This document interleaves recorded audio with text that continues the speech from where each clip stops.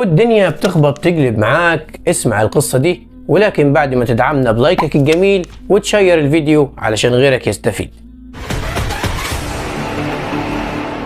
عارفين مين ده؟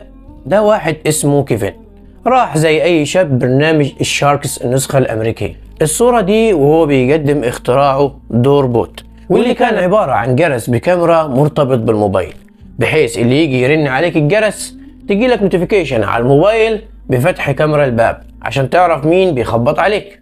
العجيب يا سيدي ان كل الموجودين رفضوا الفكرة بتاعته وقللوا منها، وقالوا انها مش هتكون ليها مستقبل في ظل التطور اللي احنا فيه ده. وتفوت الايام وبعد عرض الحلقة وكيفن يشتغل على الفكرة اكتر، وفعلا حقق مبيعات كبيرة جدا بملايين الدولارات. ويتبقى المفاجأة هنا يا سيدي، وان شركة امازون بجلالة قدرها تشتري الاختراع ده مقابل مليار دولار امريكي. نوصل بعد كده للصورة التانية، واللي بيرجع فيها لنفس الفريق اللي رفضوه ويقعد معاهم على كرسي الشاركس كواحد منهم بمنتهى الثقة وبمنتهى تحقيق الذات.